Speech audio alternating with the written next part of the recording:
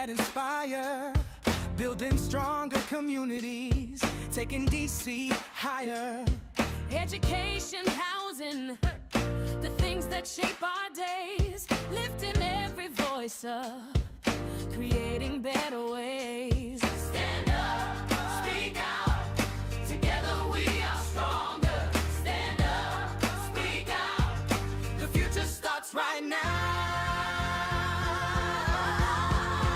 it's the people's voice. DC, where the people rise and speak. Hey, hey. Real conversations, changing lives. Together we can lead. It's the people's voice. DC, your voice matters here. Yeah. From every ward, every block, the people's voice is clear. Oh, yeah. No matter where you're coming from, your story matters too. When neighbors work together, there's nothing we can't do.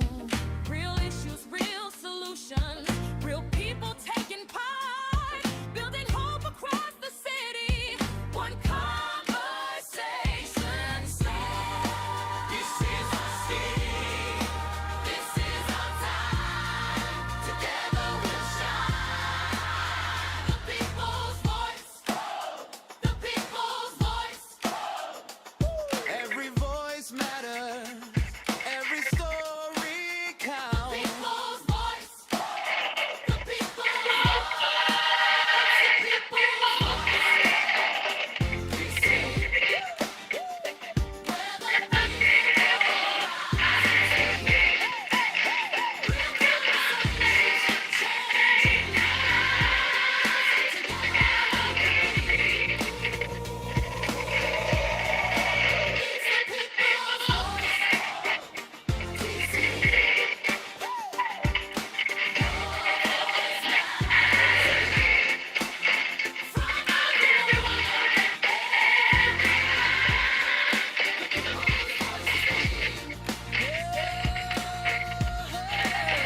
the Hosted by Pastor Mike, powered by rising voices. This is the people's voice. Welcome to this edition of the People's Voice DC. I am so honored, so humbled to have a very special guest today, our forever First Lady, Madam Cora Masters Berry. How are you? I'm doing great. It's a great day in Ward 8, as we always say. A great day in Ward 8. Listen, for those of you who don't know, who just don't know, this is a woman whose fingerprints are on nearly every chapter of DC. She is an educator, a political strategist, a voting rights champion, the founder of Southeast Tennis and Learning Center. She is the forever First Lady of the district and one of the most influential civic leaders our city has ever produced. This right here is a moment that I will cherish forever here on the People's Voice DC. Thank Well, you that's so much. but thank you. That was quite a lot. Yes, that's just for those of us who are in this journey and a part of this I guess you could say fight, it's just motivation that we can accomplish, that we can do, no matter where we come from, no matter what our zip code is. We have the ability, we have the brains, and as long as we are determined, we can accomplish. I agree with that. I moved to Washington D.C. in 1970. Actually, August 14th, Mm. 1970. That was my daughter's birthday, first birthday, and Came here to go to Howard University to work on my master's degree. Fell in love with the city, and the rest is history. I find it a very, I think Washington, D.C. is the best city in the world. I totally agree with that. It is indeed the best city in the world. I tell you, I had moved temporarily, I think for about 2 or 3 years to Norfolk for I had got a job opportunity, and I just I had a good job. It was a good paying job, and I just said, listen, I can't do this. I got to go back. I got to go back to the city. I don't care. I got family down there in the Greater Hampton Roads area. But I told him, look, y'all, it's a few hours drive. You can come up and see me. I come down see you. But I'm gone. I got to get back to the greatest city in the world. Ain't nothing No, like I mean it is unique. I don't care where you go. And I'm from California. it. Went to college in Texas and in Missouri. I've known all the great cities. I was even toying with going to live in Chicago, and then happened to get there one winter and said, "Oh no, I'll never do this." And I ended up in Washington D.C. to come here to work on my master's degree. But the uniqueness of it, I grew up in California, and that's a diverse city. And I was a surfer, a black surfer. I mean, black power that wasn't even out there. And well, in Southern California, now in Northern California, that was a different ballgame because that's where the Black Panthers were. Mm. But when I came to Washington, I was just fascinated. It's a seat of power, and it reflects itself in so many things that we do on a very what I consider primary basis. I used to say Washington D.C. is a political town, and it permeates every level of the city in ways Mm. that in nuanced ways that you don't even know. It's just unique. It's different than Toledo or wherever you just came from. It's just that vibrancy. I can't explain it. You see, I love the city. Yes, yes, it's like you said, it's nothing like it. But speaking of the city, one of your biggest, or I'm not gonna say biggest, but one of your many contributions to the city, is your work and dedication and founding of the Southeast Tennis and Learning Center. And so we're going to watch a brief video, and right after this, I want to talk about it for a few seconds. Okay.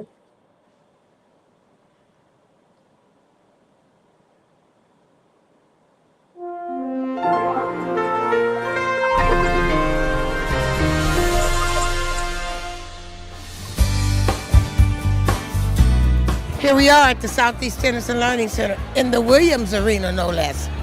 Named after Venus and Serena Williams for all the hard work and all the role models that they've been. And we're opening up a 48,000 square foot arena that will host 6 indoor courts and a full mezzanine. So it's a great night. In some of our communities, tennis is not a sport that a lot of children are familiar with, and certainly it has arrived in some of our communities just in the recent past. So this is a statement about a commitment to children in terms of tennis and in terms of education. To have a facility like this that has tennis and education means so much. It allows a safe haven for these youth to go to after school to learn a sport that's a sport of a lifetime, to get tutoring assistance to help them with their education, and to provide a pathway for them to be successful. And to be in a community like this, it really provides hope, not just for the kids, but for the parents and for the community as a whole. This is an investment in community. This is what community development is all about. This is what growth in our youth is all about. So tonight, we're going to celebrate the city's investment, celebrate the investment that the Recreation Wish List and all these fabulous board members have made in our youth in this area of the city, and have a great time.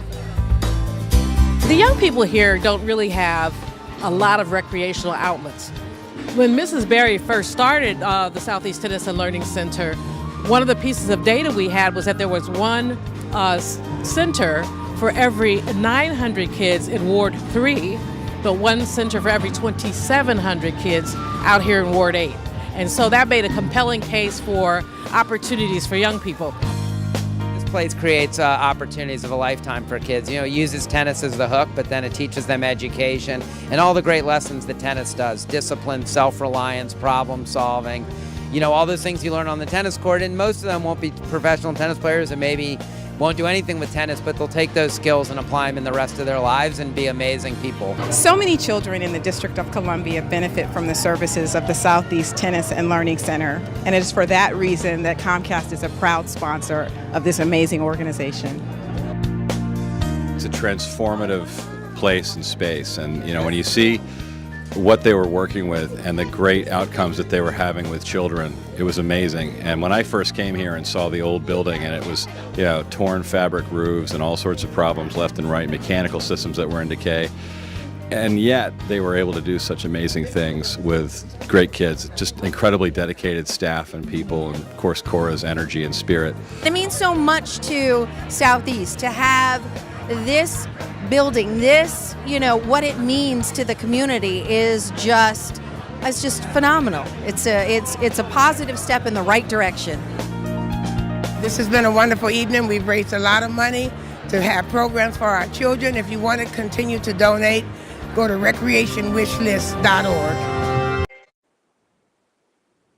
And that is the Southeast Tennis and Learning Center.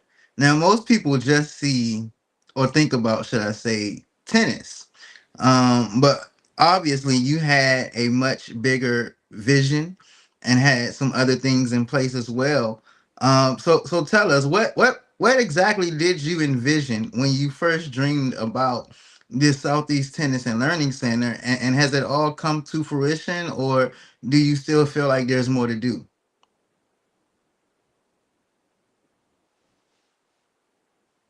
Possible when my husband, Marion Barry, made his historic fourth term comeback, he asked me to please manage and put on his inaugural. I did, and as I was doing it, I was amazed by how much money people would donate to a party, and I was like, I can't put all this money in a party. And I had noticed on television that the recreation department was cutting back on their sports program, and so I just said, well, what I'm going to do, and I had an inaugural. We used to have something called the Taste of DC, where you would have hundreds of restaurants going up and down Pennsylvania Avenue. I asked 10 of those people to come and be the caterers, and they gave away free food. I saved $250,000 out of that inaugural thing, and started something called the Recreation Wish List Committee.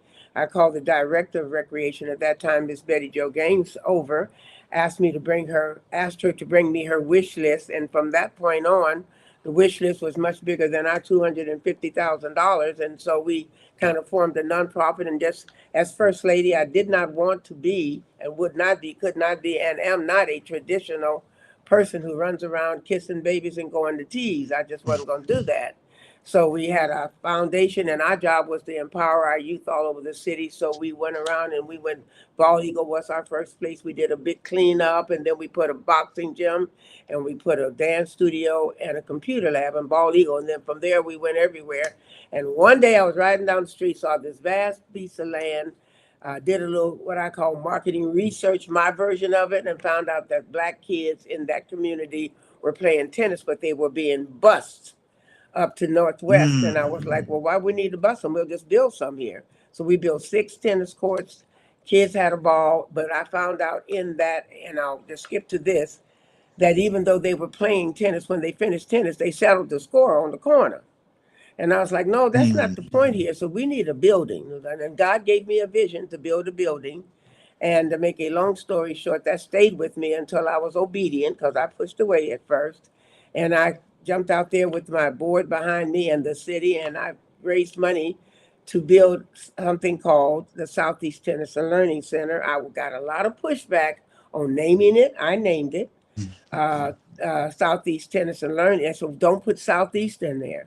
I said, what do you mean don't put Southeast in there? They said, because of the connotation. I said, I'm going to put Southeast in there, and the connotation is going to be excellence. And the kids are going to do excellent, and we all going to show with Southeast. And I'm not spending 5 years of my life to build a tennis center. I believe if you put a tennis racket in a kid's hand, or a ball or a bat, you ought to put a book in the other. So we're going to not only play tennis, but we're going to learn. I want them to be champions, not only on the court, but in the court of life. And so that's how I came about. It's all very organic, all divinely inspired, and just here we are. My Now, don't get me wrong, right. My vision was a very much. I thought I was thinking about like little temporary, you know, you know, trailers, and God Mm. had a bigger vision. And here we are at a $55 million vision, and across behind us on Valley Avenue in Southeast, on Wheeler and Valley Avenue, is a tennis expansion, $22 million expansion that we're going to be cutting the ribbon on soon, so that our kids can not only play tennis around the country, but we're going to bring in international tennis here. So the young people who come here will be coming from all over the world, leaving millions of dollars in the city and experiencing tennis in the hood, because there's nowhere else in this world is a tennis facility of this nature in the hood, in the middle of the community. The Southeast Tennis and Learning Center. I'm very proud of it.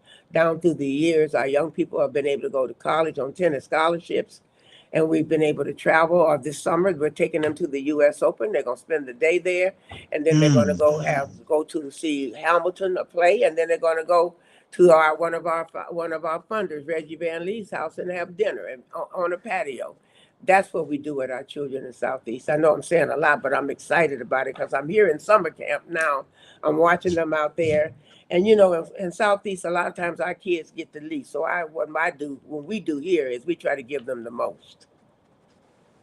Wow. I am sold. I got to get over there and volunteer or something. I am definitely sold. I'm excited about this center, and also what's to come. But I hear that you talk about the kids that have gotten scholarships. And I did a little research, so forgive me if my numbers are wrong, but I have gathered that this center and yourself have served more than 15,000 young people. Um, and I just was wondering, what would you say they have taught you? And even in a time like this, when we look at today's youth, we are talking about youth curfew. It's like our city is split on what do we do with our young people. From what you have experienced, what have you learned, and what do you feel our young people is missing and what they need? Well, it's interesting. I'm glad that you asked, because I have obviously had a front row seat in the last couple of years with the kids now Southwest, and all of the things that have been said and done. I want to start by saying, first of all, Washington, D.C. is one of the most richly resourced cities in the country in terms of activities and opportunities and places for our kids to go.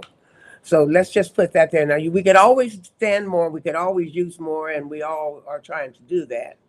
But I run a center in Southeast Washington, 701 Mississippi Avenue. It is the heart of Ward 8.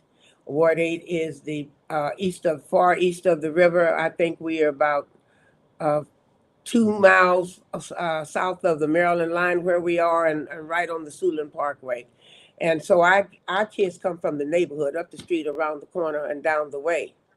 What I have seen is a plethora of having families come in from the same neighborhood, maybe even on the same street.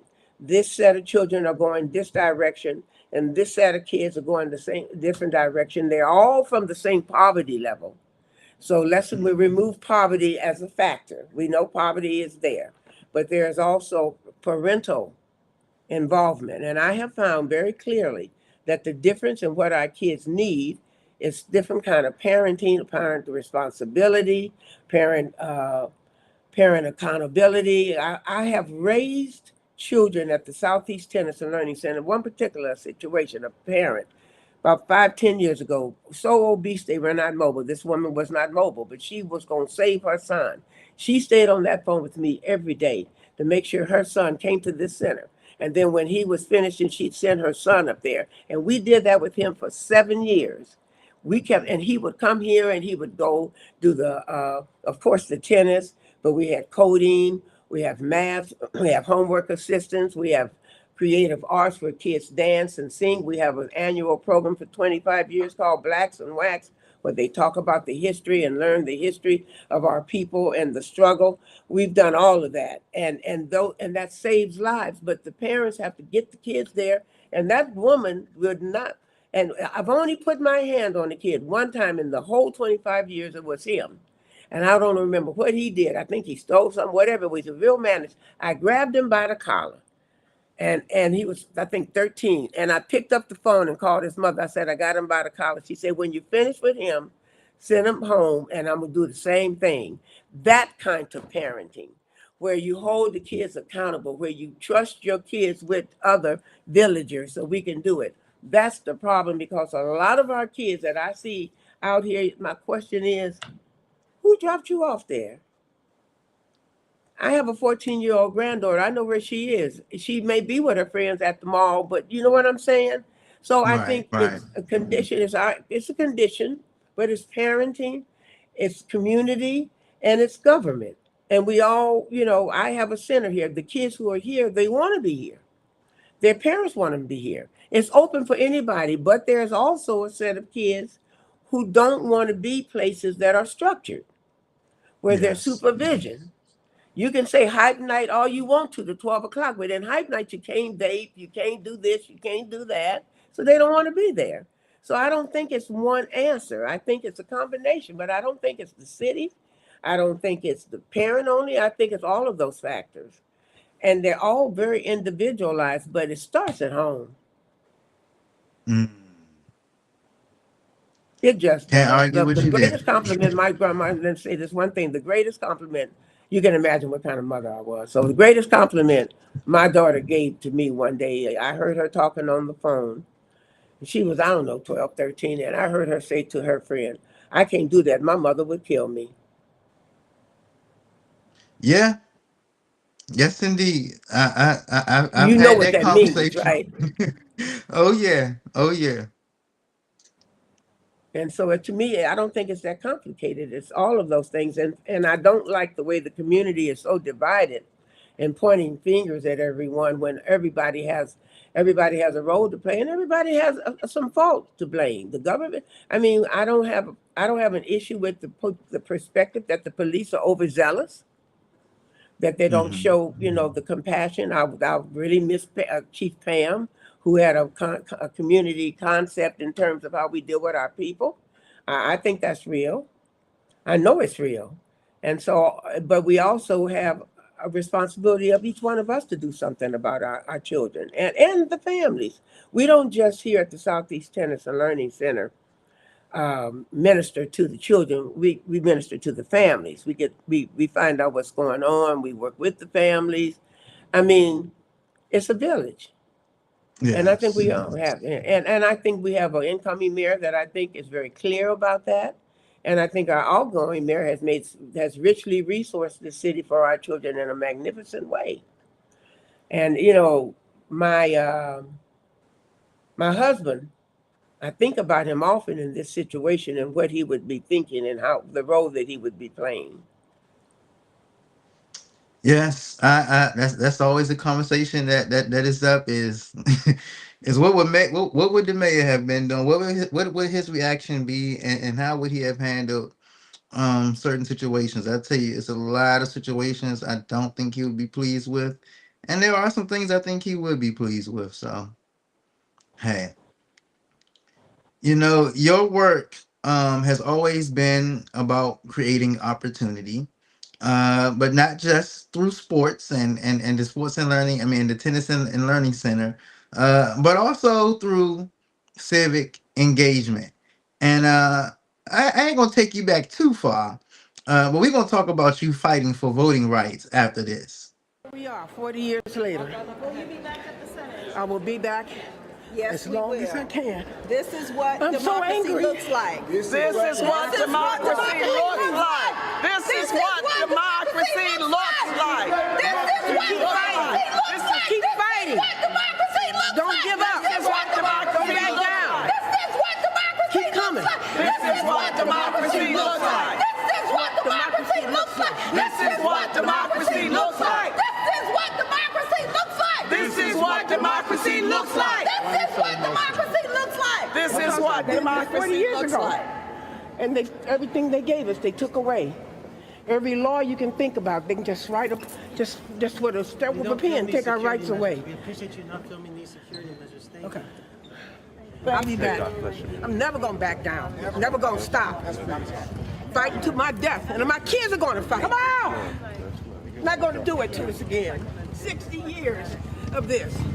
All the bills, 13, 14, 15th Amendment, 1964, 65. And we're back here again?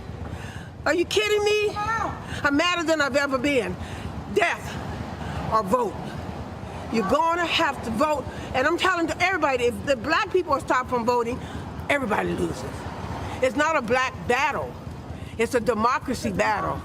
All the Democrats need to be out here. All the people of color and all the people of righteousness need to be out here. It's not a black battle. It's a moral battle. It's a moral law. They're trying to take everything from us. If we don't vote, we die. If we don't vote, Jim Crow. If we don't vote, separate bathrooms. If we don't vote, slavery.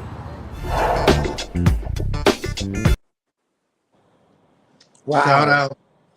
Shout out to Roland Martin and also to Comcast Newsmakers for their early video. But what a video. I was like in awe when I watched it. But I tell you, one thing I have gathered from your life is that it feels like this has become a personal mission for you. And so why has voting rights become such a personal mission for you?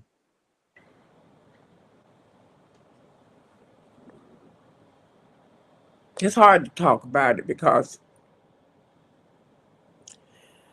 our people do not understand how important it is. The percentage of people who are not voting breaks my heart. They have not connected that with their lives.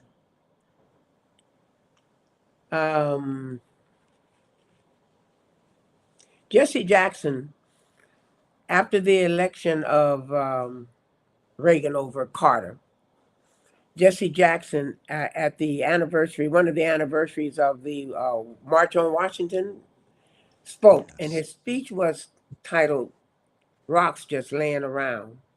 And he talked about the percentage of the Carter-Reagan election and how Carter was beat, not by Reagan, but by rocks just laying around. He made an analogy of David and Goliath, how Goliath was big, but David looked around, he had a slingshot, and he just took those rocks and he slayed the giant.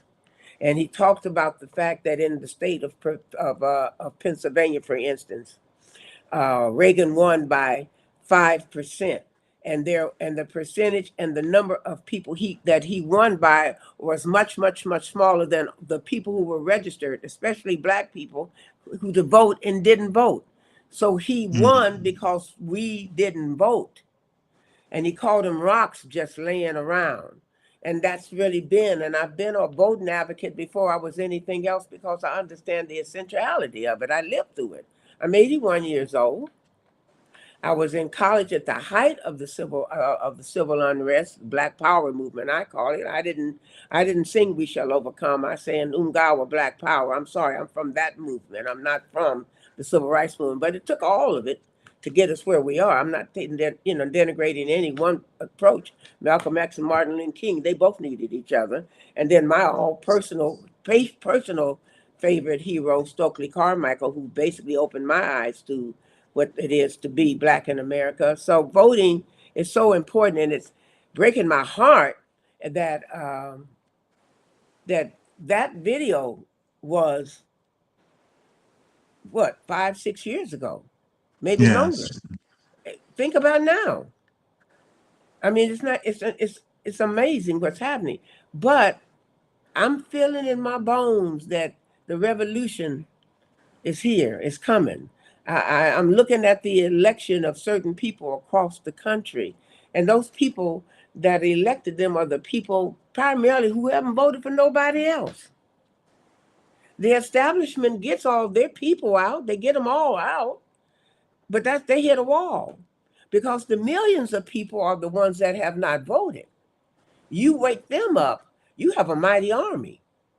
And that's what I'm seeing, and I'm praying and hoping that we're going back into the revolution where we wake up our people and say we got 2 or 3 different things we have to do, starting with voting. Yes.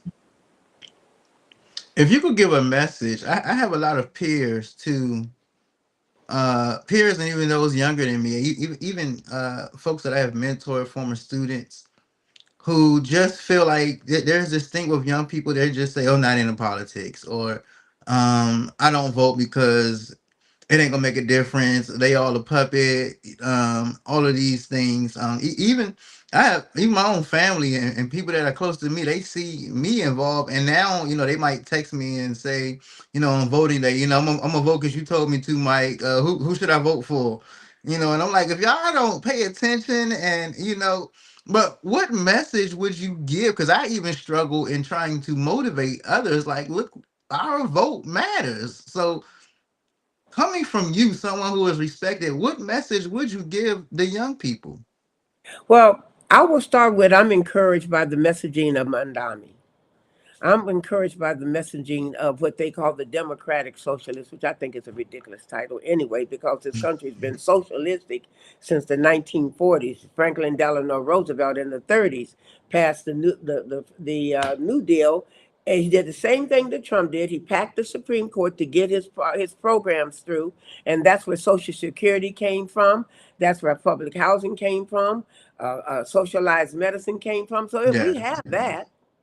We have that. So I'm saying that what I hope is happening is being able to connect the conditions of people's lives with voting. And I see these young people are saying, like Mandami just did in New York with the slumlords and got rid of that that your life can change, but you have to go to the polls. So the more we get on our group, we were too elevated with our messaging. I mean, really, when to take you back in history, because I'm a political science professor, so I tend to have to do this. I tried not to do it, but I'm gonna take you back to the Jimmy Carter, um, Reagan election, and the black people were running around. I'm not gonna call names because they were my friends, telling black people that Jimmy Carter had appointed more black people to the federal court bench than any other presidents all put together. I said, do you think they care about that? That's not messaging for our people.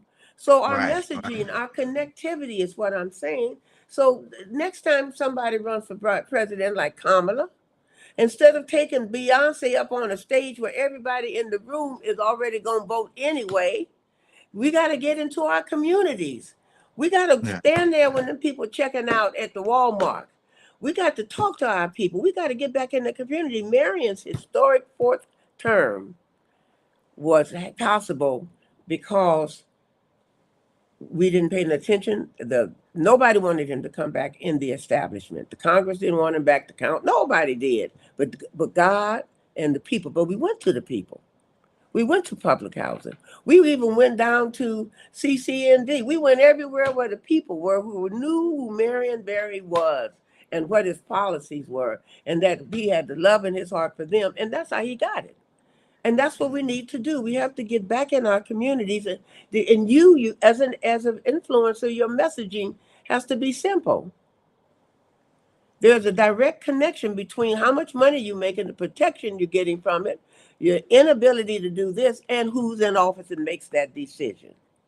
If you do not vote on somebody in that office, then you're at the mercy of whoever shows up. And you've got good data now. You got what's going on. I mean, my guy Trump, I call him my guy because he's gangster.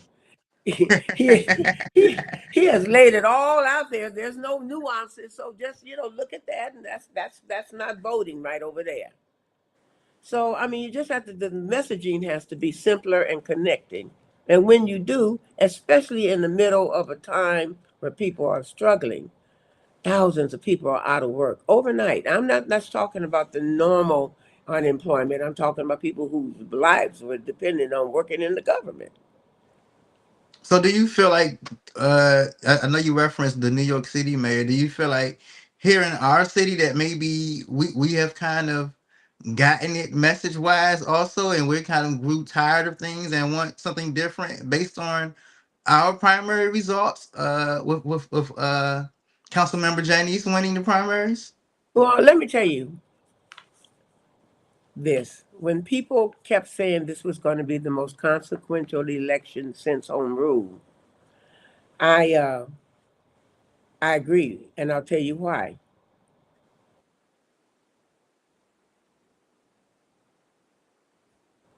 I looked at the electorate, and I looked at when Marion ran for mayor the first time.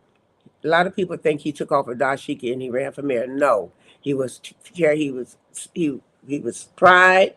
He was school board chair, and then he ran for at large city council when we got home rule.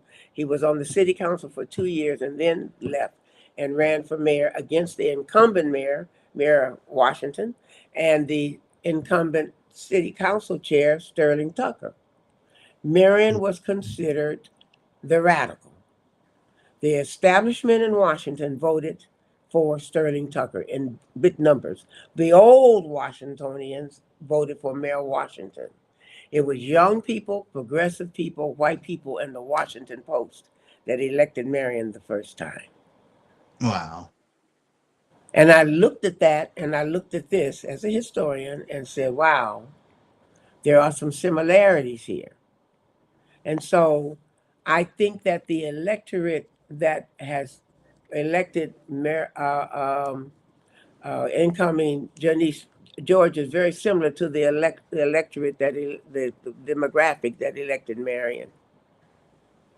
I think the messaging has reached people who maybe were disaffected or not connected, because I'll be very interested in seeing the breakdown of the vote in terms of the demographic. I know the numbers, but I want to know, the who, what, and where. Right, right. That would be interesting. I can't. I would love to see those numbers. Yeah.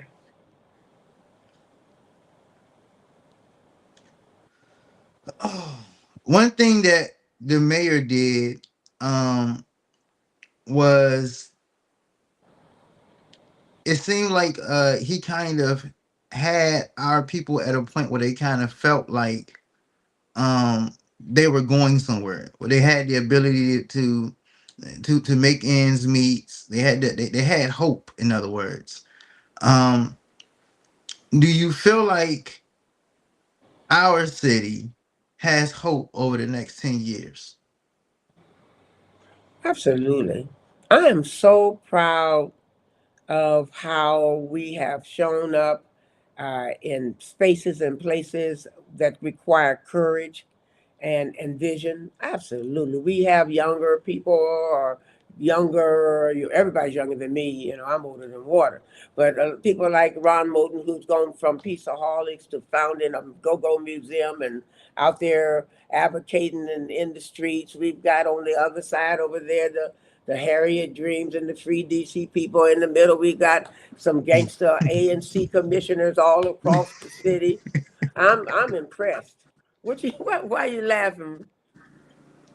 No, I listen. I really I love a lot of stuff that Ron Moulton does, but we often clash when it comes to bikes and bike lanes because I'm an avid biker. But I'm sorry, I'm not on your side. Let me tell you what happened to me downtown the other day. I was getting out of a car, and big, SUV, but we couldn't. We had to wait for the bikers. The cars had slowed down, and that was fine. That was on that side of town. On this side of town, I have never been in danger of a biker. So I do think that bike lanes should be proportionate to the population it serves. This is not a big biking community. And we have Right. limited parking over here. So come on, take that in consideration. It just, you don't ever see no bikers on the lanes and over Northwest cars. And I get that, but that doesn't work over here. Yeah. So I'm with Ron. So what you gonna say? I'm with Ron. I don't want no beef with you. All right. Before we go to our close, I'm just going to play Mhm. one last video of my dear brother. But before I play that video, I do want to remind everyone, here is our flyer. Your neighborhood needs a voice. Those who don't know, A commissioner is a representation of yours, is a representative for your single member district. And they make a lot of decisions, a lot of things that's going on in your community, a lot of small businesses that may pop up. I know there's a lot of fuss about our tobacco stores and those types of things.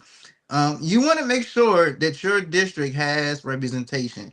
Too often, there are too many commissions that do not have representation, that do not have a commissioner. And when things come up, the people are not properly represented, and they can't fight for what they That's right.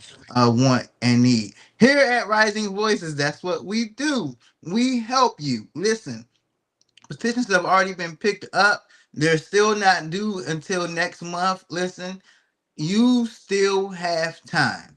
If you're interested in running, please send us an email, leave us a comment, give us a call, send us a text. However way you want to do it, we want to make sure that we help you. We don't charge. We're just here to help you navigate through the DC political system and to help give you an advice and to help you hopefully, I can't guarantee it, but to help you hopefully secure a victory. Reach out to us.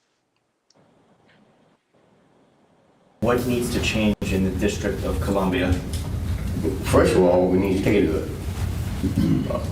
United States government. Don't use that word. We need statehood. We need statehood. And the United States government goes to Iraq, goes to Afghanistan, goes around the world saying we want democracy. And yet in his own backyard, right down from the president's house and the Congress house, we don't have a voting senator, a voting representative. So we need to have statehood now. And that's not going to be a miracle worker. It's not going to be a silver bullet. But at least it gives us a say over our money. We have a $11 billion budget. Most of it raised to local. We need statehood. That is what our mayor for life said. What do you think about statehood? Is it absolutely imperative? How important is statehood today? You know, the debate between statehood and full voting representation has struggled on.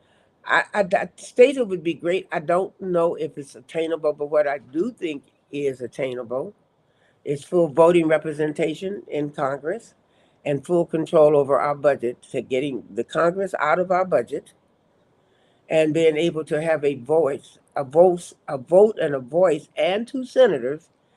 We don't, that's it. That's just full voting representation. And that's Do what you, I'm for. do you think that we kind of owe it, those of us who are, I guess, myself and maybe the next generations, do you think we kind of owe it to the Honorable Eleanor Holmes Norton to get statehood? If we could get it, absolutely. But if your goal is, if your question is, should we keep that as a goal? Absolutely. But I'm just talking to you about, through my years of being here from day one on this issue. I think full voting representation is a more attainable goal. I mean, you get statehood, you have to have a governor, and then I mean, the structure of statehood. I don't know if in its present structure, that would have to be something that would have to be looked at. But full voting representation, I actually think, is really what gives us full independence. I've heard about a compromise that was offered by the Republican side that we wouldn't have to pay federal income taxes. Would you be in favor of that? In return for what? In return for the give up on statehood? But in part of that be full voting representation, because if not, that's sharecropping.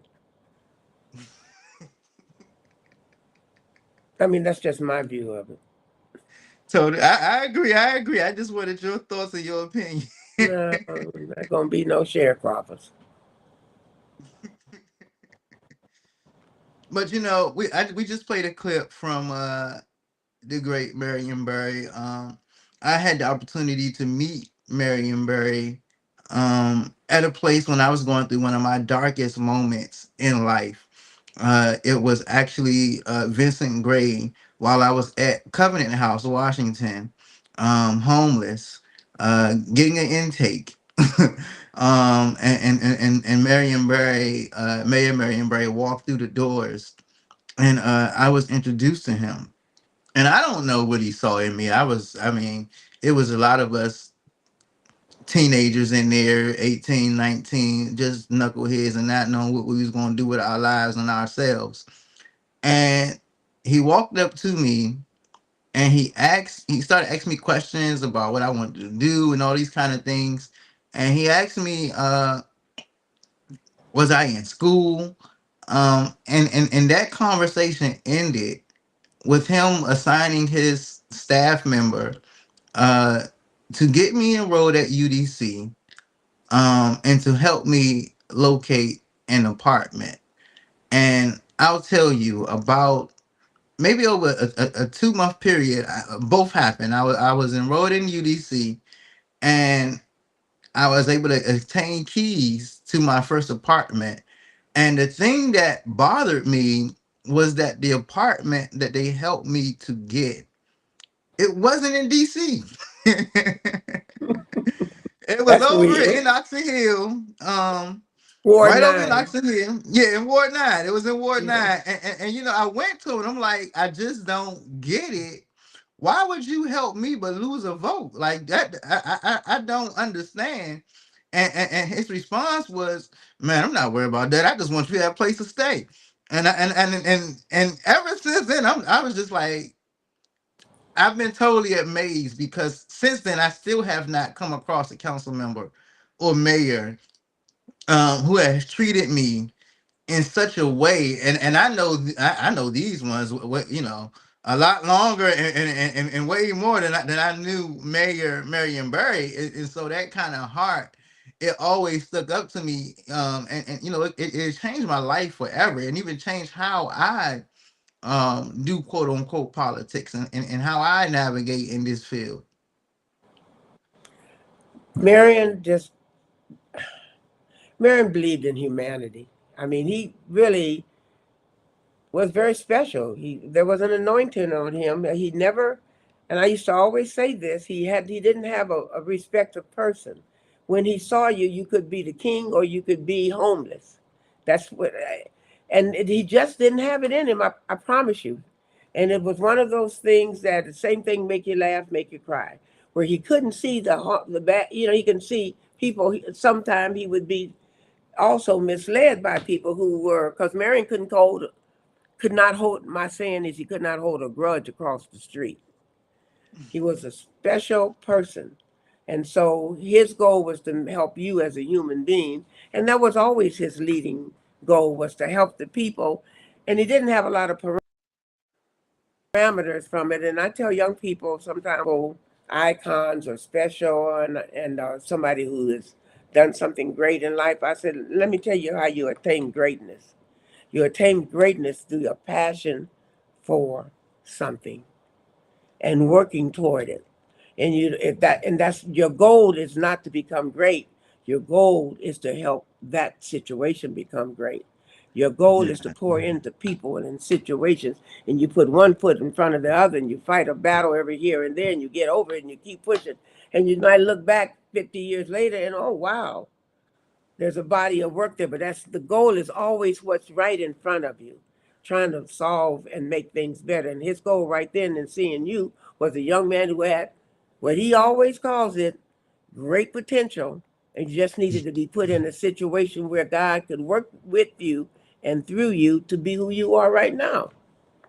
I don't Yes. have never met you before, but I've watched you and I follow you on Facebook, and I'm always very fascinated by the thoughtfulness by which you approach topics and about I want to use the word professionalism, but I say respectful way, you know, that there is deep conversations to be had and serious topics to be discussed without being dehumanizing or unpleasant or small-minded or unkind. And I want to commend you for that. And Marion saw that in you. Thank you. That definitely means a lot to me. Um, thank you so much. I truly appreciate that. What I've always wondered and never had the courage to ask him is through the difficult years, and he touched on. I was able to read his book, but through the difficult years, what would you say helped Mayor Barry get through the most? Something that we can still use through our difficult times today. Again, Marion was an unusual person. Um, about 6 years ago, maybe a little bit more,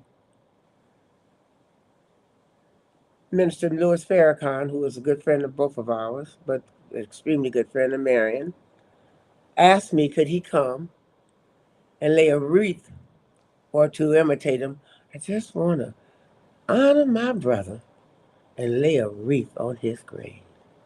And of course, I said, "You, Cora, I'd be honored for you to do that." And then I thought about it because he had never been to Marion's gravesite.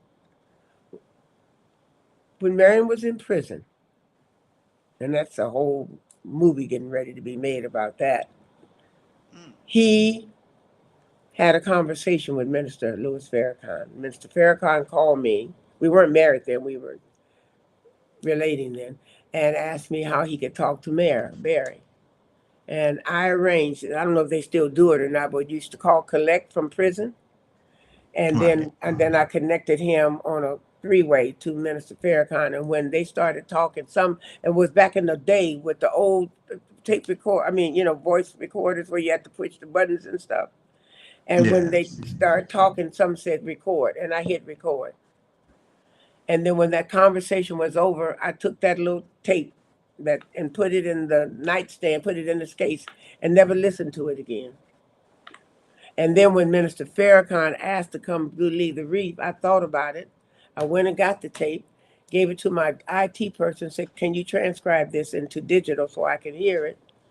And I did, and I sent it to his son. I said, "I would like to play this at the gravesite of Marion when Minister Farrakhan comes and lays the wreath on his grave." Wow. And he did. And so my point is, when you heard that tape, I know sometimes it takes me, I told you I'm a teacher. When you heard that tape, Marion was talking about his dreams, about his goals, and how this was a place. How he had turned that place into a retreat, a respite, so he could think and pray and meditate and plan. Sitting in Wow. prison, he's telling this to Minister Farrakhan. I have the tape right now. And when he came out, well, the rest is history. So I think meditation, it's nothing new. God, faith, understanding how faith works, because faith works in tough times. Your faith is never tried when you're doing good. It's when life is rough and God's giving you an opportunity to be a better person, to grow, to get bigger, get better, no Yes. more. It's always that guy. You're gonna get through it and you're gonna be better, but it depends on how you do it. Marion was in prison and they put him behind the counter to serve. He was the best server anybody ever saw. They couldn't everything they tried to put him in, they never broke him. He always elevated it. So elevate your situation. And that's what Wow. he did. He never believed in ever being down and staying down. He said, "You can get down, but you got to get up." So I don't know if that's helpful, but that's what I learned from him throughout his life. And in that place, I was there. His mother was there, and the community. People don't realize that when Marion was sent to prison,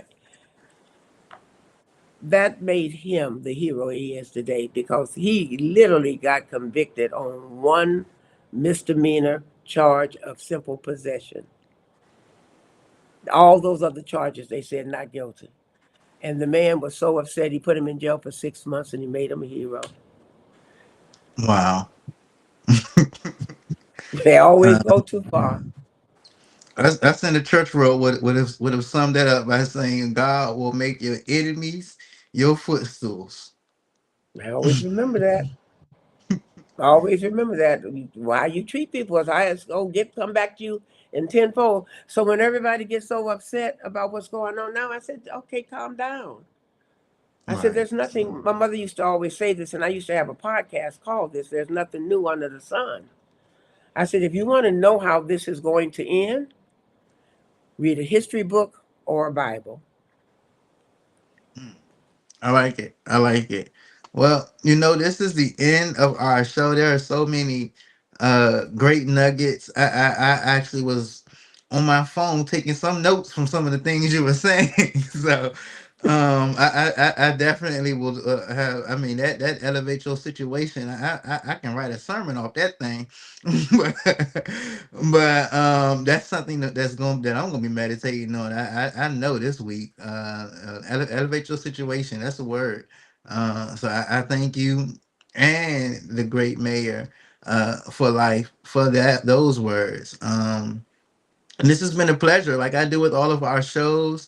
I end it with our guest voice. So anything that we did not discuss, anything that you would like to leave our listeners with, you will have the last voice. I will say that I have got to get over there to the Southeast Tennis and Learning Center. I have got to see you, number one, in person. And I have definitely got to get over there and check out that center. I am motivated. So I got to get over there.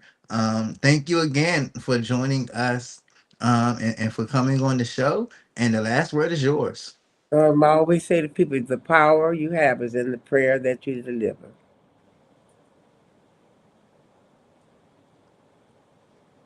That's it. All right. Thank you. Thank you so much. Thank you. I pause real quick. If you're from DC or you love DC, this one's for you. Welcome to the People's Voice DC, a podcast where the city speaks for itself. Not just politics, not just headlines. We're talking real life, community life, DC life. From the metro rides to the murals on the walls, from classrooms to corner stores, from church basements to community meetings. This is where conversations actually happen. We talk about what matters: housing and money, mental health and healing, culture, music and creativity, faith, purpose, and finding your way, relationships, parenting, and growing up in the city. Yeah, we talk politics too, but only because policies affect our everyday lives. This show is presented by Rising Voices of Politics and founded by Reverend Michael Campbell with one goal in mind: give the people the mic. And when we say the people, we mean everybody. Young folks with big ideas, creatives with something to say, parents holding it down, leaders in the making, and anyone who's ever felt like their voice didn't matter. Trust, it does. No fake debates, no talking down, no boring energy, just real conversations, good vibes and perspectives that feel like home. Catch us live every Wednesday at 6 p.m. on YouTube and social media by searching The People's Voice, DC, or Rising Voices of Politics. Miss the live show? It drops the same night at risingvoicesdc.org, and you can listen anytime on Spotify. So whether you're on your phone, in the car, in the dorm, or just trying to feel connected, tap in, tune in, and be part of something bigger. This is The People's Voice, DC, the city, the